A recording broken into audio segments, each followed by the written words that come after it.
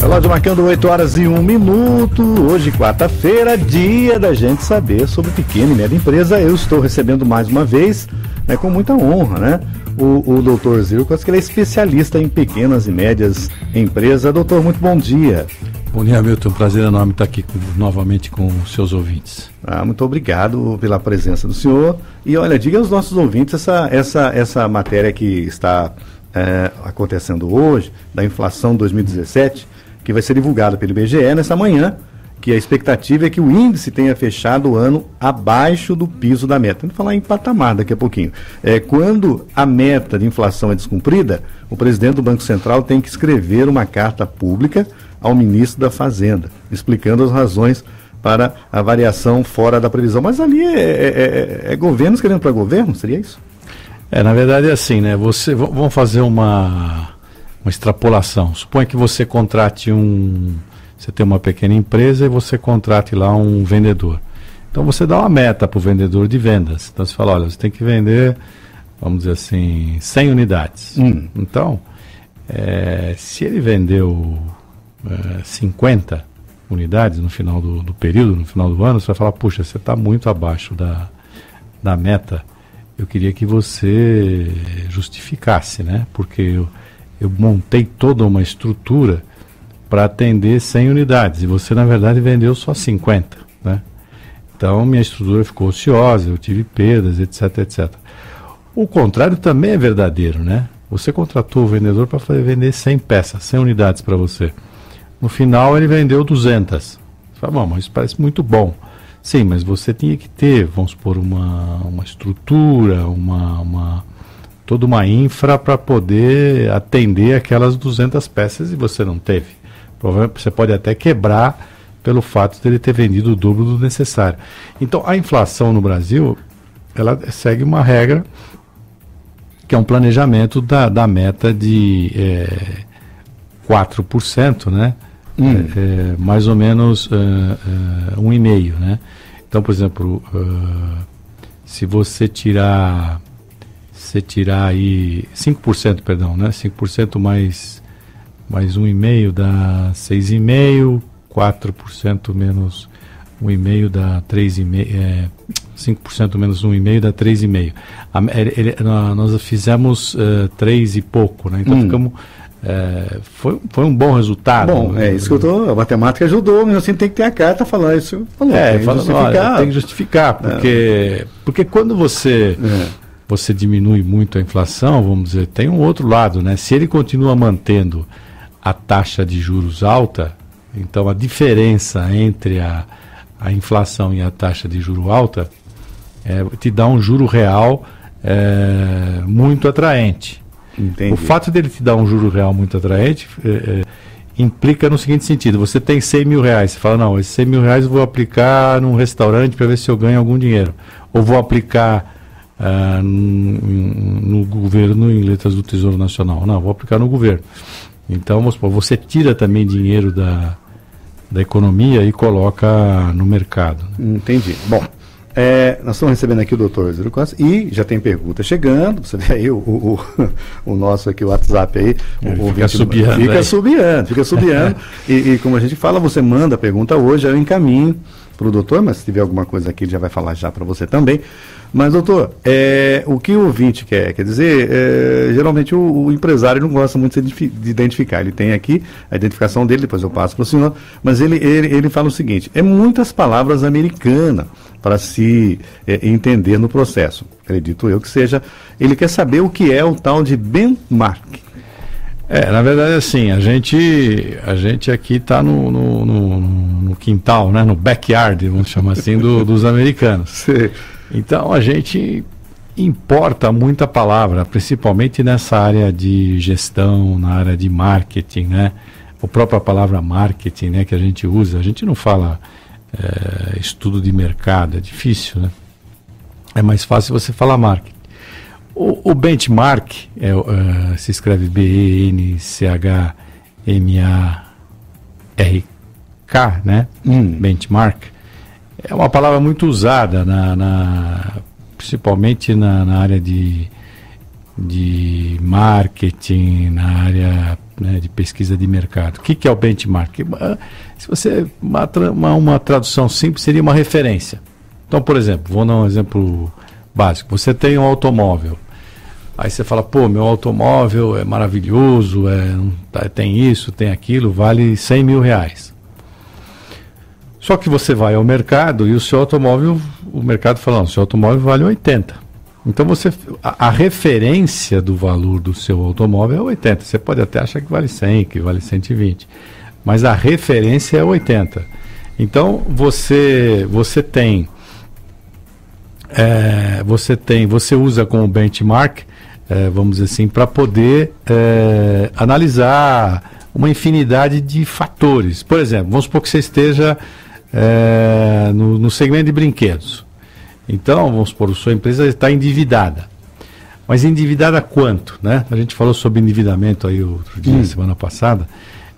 Você vai olhar o benchmark, ou seja, vou verificar todas as empresas do mercado, enquanto que elas estão endividadas, tá certo?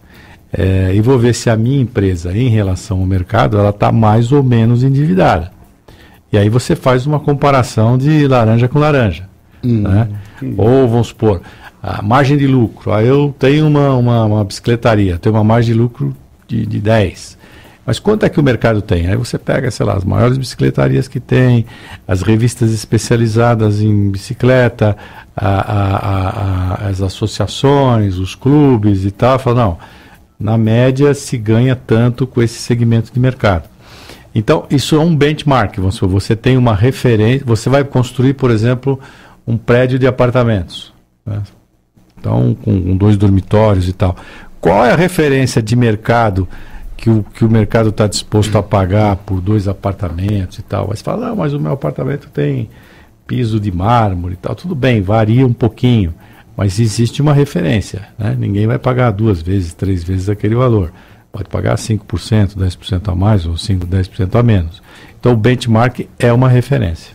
Talvez assim, você falou de carro, a FIPE é isso. O senhor tem o carro, mas aquela referência... É uma referência de um determinado veículo, né? Tá. Então, vamos dizer, o mercado funciona desse jeito. Então, quando você fala, por exemplo, a gente estava falando de inflação agora há pouco que você leu a notícia, né? Existe, vamos dizer assim, uma taxa mínima de lucratividade no mercado, que é uma referência, que é basicamente a Selic, né? Tá certo, doutor. Bom, a segunda pergunta só falou em mínimo aí. Qual é o patamar mínimo para mim saber se eu estou tendo lucro com a minha empresa e o que eu devo exigir para entrar num novo negócio? Olha isso. Bom, é assim, vamos lá, vamos por partes, como diria o Jack, o estripador. Devagarzinho, né? Você tem, vamos supor, uma taxa mínima de atratividade, que é o que a gente chama de TMA, né? Taxa mínima de atratividade. Você tem uma seguinte situação, por exemplo, vamos supor que você seja o diretor financeiro da empresa. Aí aparece lá um negócio para ser feito. Aí o proprietário fala assim, escuta, vamos entrar nisso aí? Você acha que, do ponto de vista financeiro, o negócio é bom ou não é bom? Né? Aí você tem que responder para ele se vale ou não a pena entrar. Uma outra situação é, por exemplo, você precisa de recursos, precisa de dinheiro, precisa injetar dinheiro na sua empresa. Então, você tem lá, por exemplo, 2, 3 bancos que te oferecem dinheiro com diferentes taxas e tal. Qual que é o melhor? Qual que é a melhor atratividade? Qual que você vai gastar menos? A taxa mínima de lucro, ela é regida, basicamente, no Brasil, pela Selic. Por que é regida pela Selic? A Selic, ela paga a inflação, que você leu a notícia agora há pouco, 3, né? Não bateu 3 aí, né? E paga mais um juro real. Então, isso hoje está em 7%. Sim. Então, se você ficar em casa, por exemplo, agora, em vez de você levantar para ir trabalhar e tal, fica em casa, pega o seu dinheiro e coloca em títulos do Tesouro Nacional, em tese, no final do ano, você vai ganhar 7% ou qualquer coisa um pouquinho parecido com isso, abaixo disso, tá certo?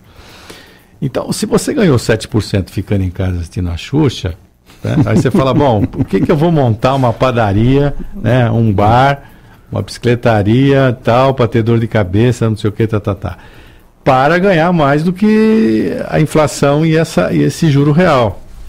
Então, a taxa mínima de atratividade é a taxa, basicamente, que é dada pelo governo.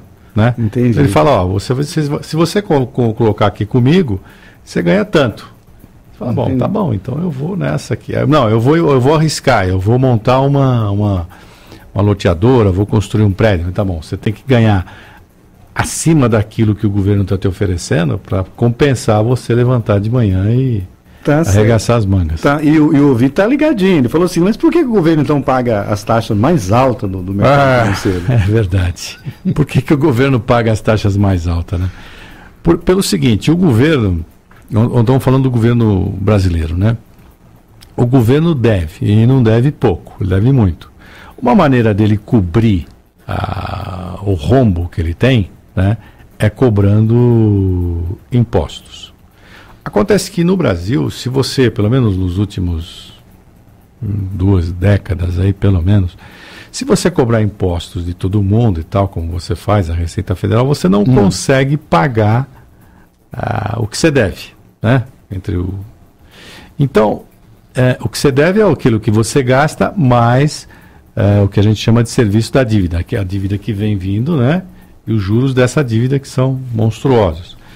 Isso é o que o governo deve. Então ele rearrecada impostos e vai lá tentar cobrir e não cobre. Né? Falta um pedaço. Como é que ele vai cobrir esse pedaço no final do dia? Né? O que ele faz? Ele emite títulos do Tesouro e fala, escuta, você não quer comprar isso aí, eu te pago tanto. Agora, suponha o seguinte, que ele emite um título do Tesouro lá e ele vai te pagar, vamos dizer assim, o juro real, vamos dizer, 1% ao ano. Você fala, 1% ao ano e tal. Quanto paga o governo americano? Né? O governo americano paga, por exemplo, meio. Né? Você fala, bom, entre meio nos Estados Unidos e 1 aqui, eu vou para os Estados Unidos. Porque o risco lá de ter um calote, de o governo falir, é infinitamente menor do que aqui, tá certo? Aqui é um bumba meu boi danado, né? Uma hora cobra, outra hora vai chover, não vai chover e tal. Então, o que acontece? Ele tem que te pagar um valor de juros alto para que você se sinta atraído para ir até lá e depositar o dinheiro na conta dele, para ele cobrir o buraco que ele tem. Então, por isso que ele paga um juro alto. É por isso que, por exemplo, ele perguntou, né? Por que porque é a taxa mais alta. Porque é a taxa do mercado financeiro. Então, como ele paga, é o que mais deve. Então, ele paga. É como se você, por exemplo, tivesse quebrado. Aí o banco já não te empresta mais, não sei o que, você vai cair na mão de um agiota. O agiota fala, bom, eu não vou te emprestar por 1% ao mês, eu quero 5%. Né? E o ouvinte já ligou outra pergunta aqui, que chega uma atrás da outra aqui.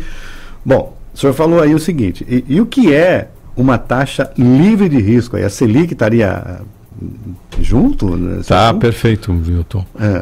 A taxa livre de risco é uma taxa, vamos dizer assim, que você elege como o risco não livre totalmente, mas muito baixo.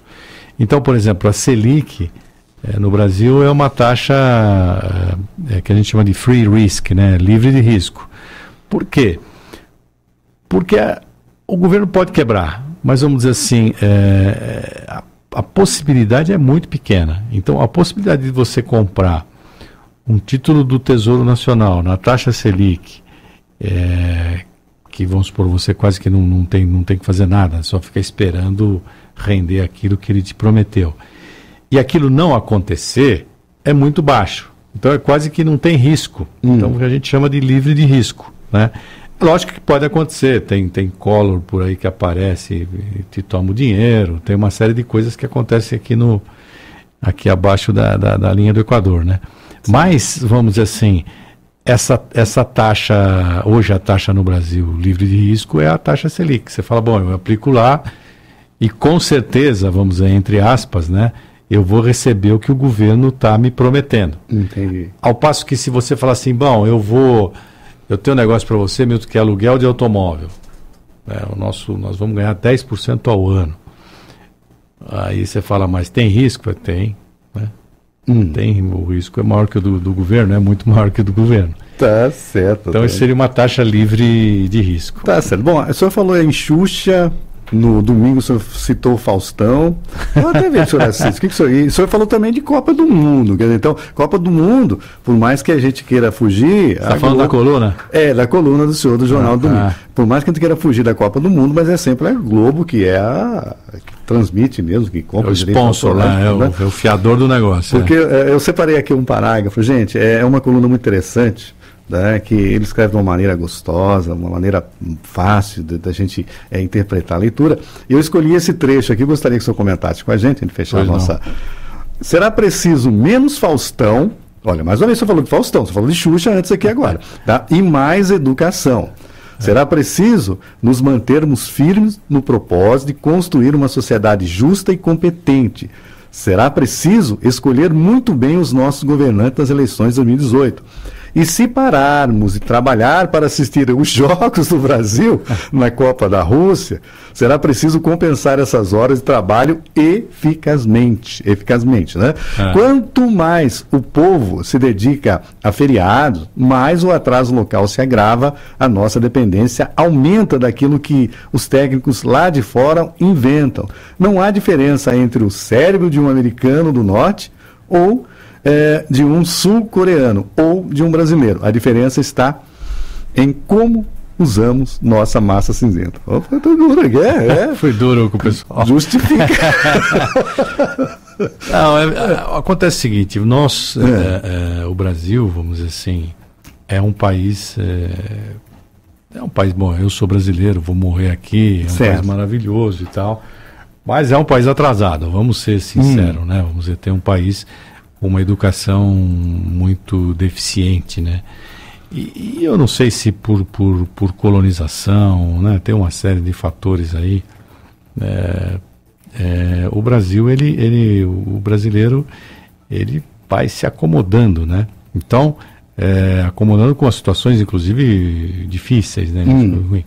Então, você vai criando um gap, um fosso entre nós e o primeiro mundo, que vai abrindo cada vez mais, né? Você vai vendo isso abrir, né?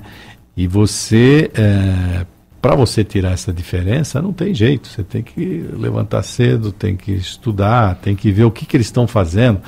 Porque não dá mais para você levantar e ter uma ideia brilhante hoje, né? Ninguém levanta e fala, tem uma ideia de um celular que não existe, né? Não, você tem que primeiro trilhar todo aquele trajeto que o cara lá de fora que é desenvolvido fez. Um tal de benchmark. O benchmark dele, é isso aí. Você tem lá um benchmark que onde é que está a tecnologia hoje, né? Vamos dizer, onde é que está, eu digo, não local, mas que nível, que patamar ela atingiu, né? Atingiu o mobile aqui, o celular, que você está tocando aí toda hora, tá uma mensagem, não sei o que e tal. Quer dizer, você tem que partir dali para poder acrescentar alguma coisa. Agora, para partir dali, você tem que chegar ali primeiro, né? A gente não está ali, né? Então, nós estamos comprando o celular da Coreia do Sul, né? Entendi. Do Samsung lá e tal, né? Então, o que eu digo é o seguinte, tudo bem, eu acho que o ócio criativo é fundamental. Você ter um relax, assistir um programa como o do Faustão, que você não precisa pensar, né? Mas isso aí tem que ser, não pode ser a regra. Você assistir. Você tem que estudar aí. No Brasil hoje quase 24 horas por dia, trabalhar outras 24 para poder tirar essa defasagem. Bom, a gente escolheu aqui o Tempo Perdido, né? Do Legião Urbana. Quem vai cantar é o Paulo Ricardo. E uma estrofe da música, ele fala o seguinte: todos os dias quando acordo, não tenho mais o tempo que passou. Mas tenho muito tempo, temos todo o tempo do mundo. Eu acho que não tem todo o tempo do mundo mais nós, a gente estamos comendo tempo aí, né? E quem que você acha que vai ser campeão do mundo? Não sei. Não sai.